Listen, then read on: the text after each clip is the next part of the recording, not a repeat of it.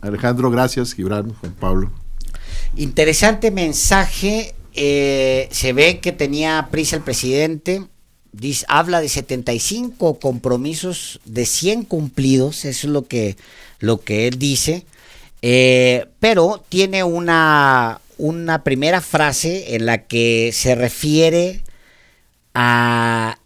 Es un cambio de verdad, dice. El cambio de gobierno no ha sido más de lo mismo. Vamos a escucharlo. Con lo conseguido en 7 meses bastaría para demostrar que el cambio de gobierno no ha sido más de lo mismo, que por el contrario está en marcha una profunda transformación. Él habla del inicio de una transformación. Jorge Javier.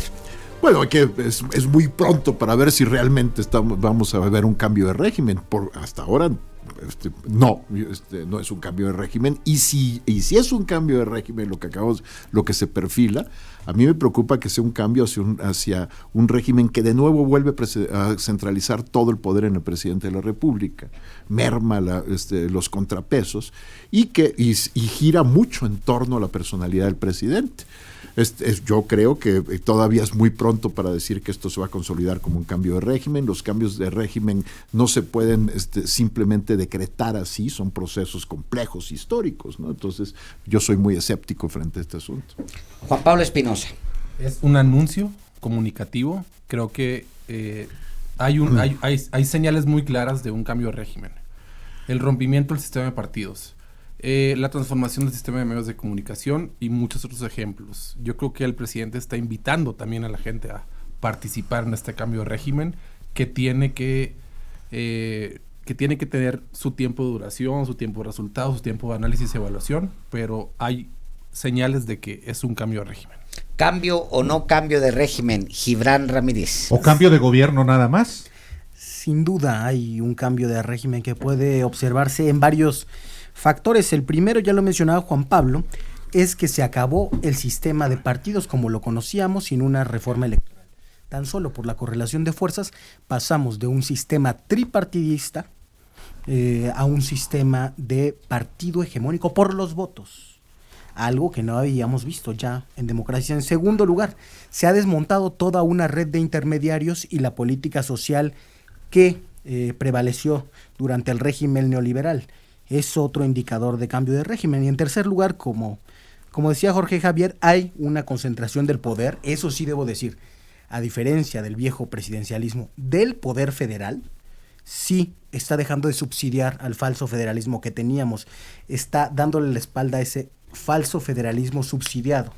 Pero lo que está concentrando es la administración pública federal que, tal como está en la Constitución, ya debe organizarse según el criterio del presidente de la República. El poder ejecutivo se deposita en una persona. El presidente habla también sobre el fin de muchos ismos, el influyentismo, el nepotismo, cualquiera de los otros ismos, del clientelismo, dice él. Vamos a este segundo audio. Empiezo pues por informarles que ya no se tolera ni se permite la corrupción desde la presidencia de la República.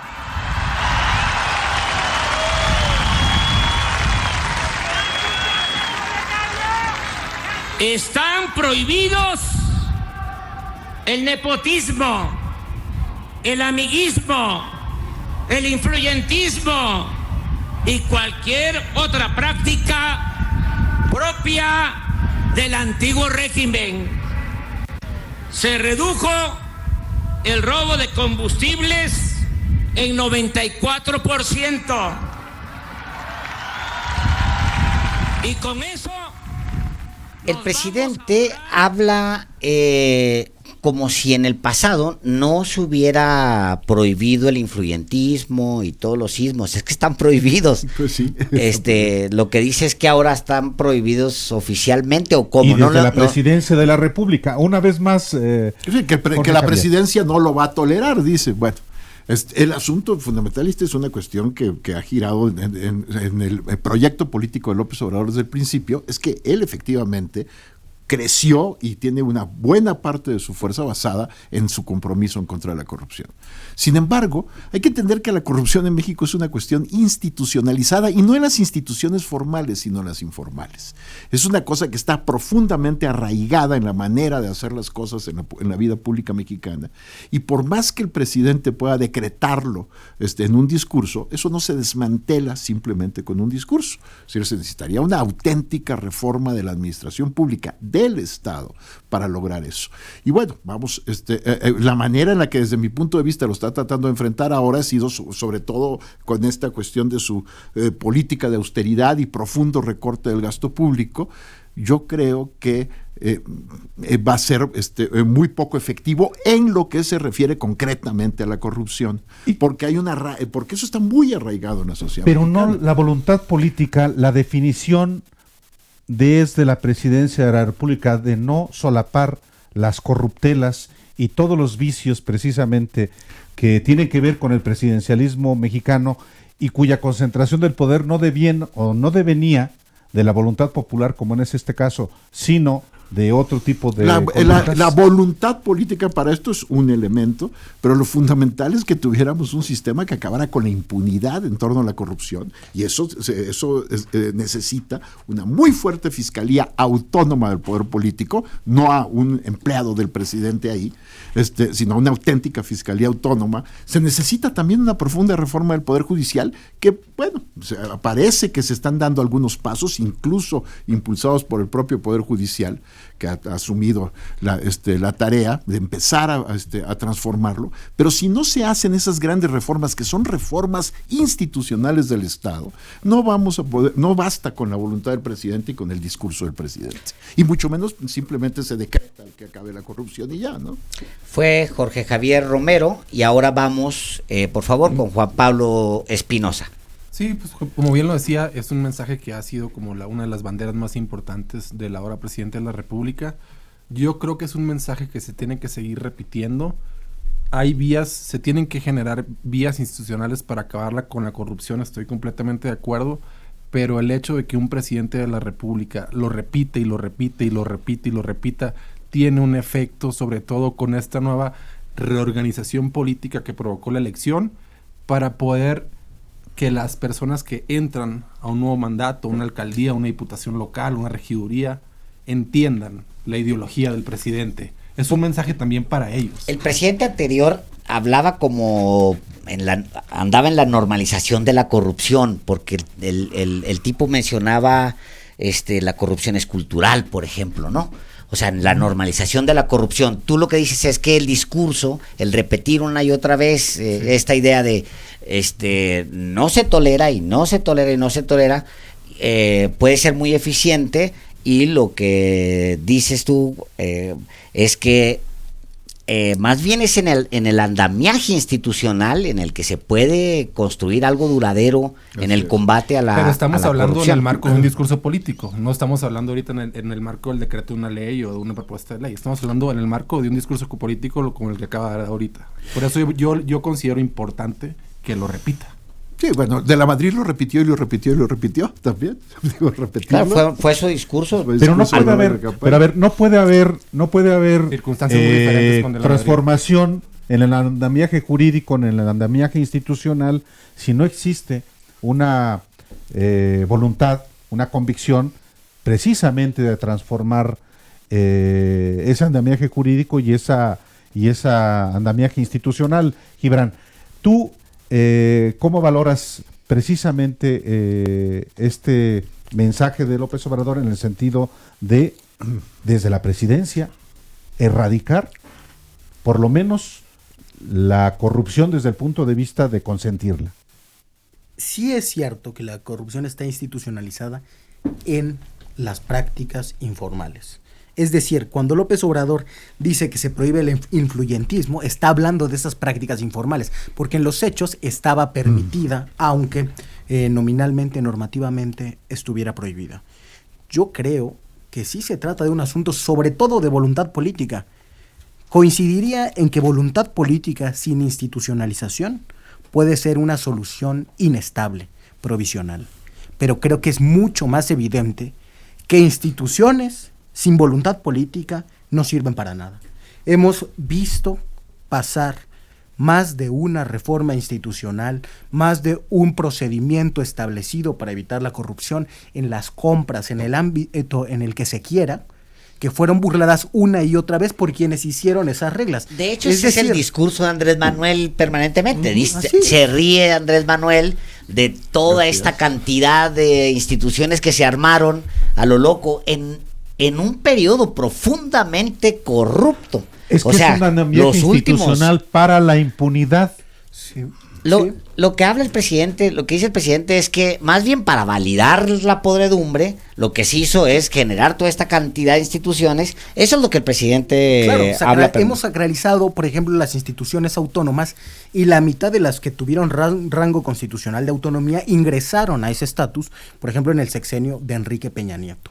Algunas de ellas no funcionaron en ese diseño promovido para la independencia. Está el caso, ya saben, de la consejera del INAI que acabó de diputada plurinominal del PRI. Es que esos candados no sirven para nada si no hay lo fundamental, que es voluntad política. Ahí hay una serie de paradojas.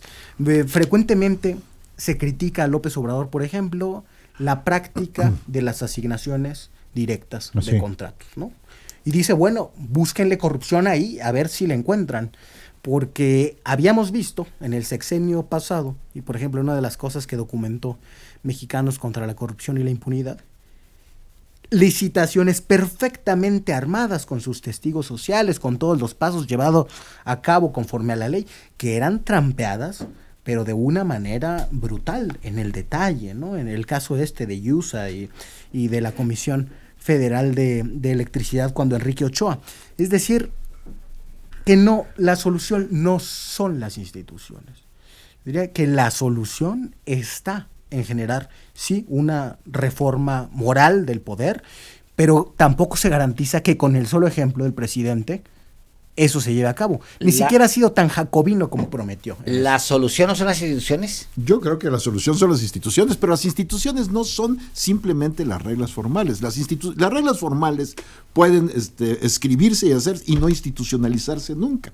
El problema es la construcción institucional de un nuevo arreglo político, y yo, por supuesto, no creo en los salvadores de la patria y en las voluntades transformadoras por sí mismas, ¿no? Son procesos mucho más complejos que requieren un esfuerzo de concertación política que necesita arraigarse en la sociedad. No existe hoy ese esfuerzo de concertación política. Yo creo que debería ser en el Congreso, ¿no? En el Congreso, por supuesto. Hay, me parece a mí que tiene que basarse en un nuevo pacto social que ojalá López Obrador logre impulsar. Pero mientras ese pacto social no sea verdaderamente plural y diverso y abarque a los distintos grupos sociales y a los distintos grupos políticos, va a ser fallido, ¿no? Queremos abarcar mucho en esta conversación, queremos ir a muchos audios y platicar mucho con ustedes. No se vaya, vamos a ir a un corte. Estamos en el 52 59 11 97. Apunte, tome lápiz. 52 59 11 97. La mesa está buena. Está Juan Pablo Espinosa de los Monteros. Está Gibran Ramírez Reyes. Está Jorge Javier Romero. Y hay un montón de cosas que comentar del mensaje del presidente. Muchos temas que seguir discutiendo del mensaje de Andrés Manuel López Obrador, y también no solamente el mensaje, el contexto en el que se da el mensaje, la marcha que ayer hubo en contra de Andrés Manuel López Obrador, y las cosas que están pendientes todavía en términos de las reacciones de las propias fuerzas políticas opuestas al gobierno de la República. Vamos a un corte y volvemos. Escríbales al Twitter @Páez Varela y @Álvaro_Delgado. Los periodistas. Los periodistas. Con Alejandro Páez Varela y Álvaro Delgado. En Radio Centro 97.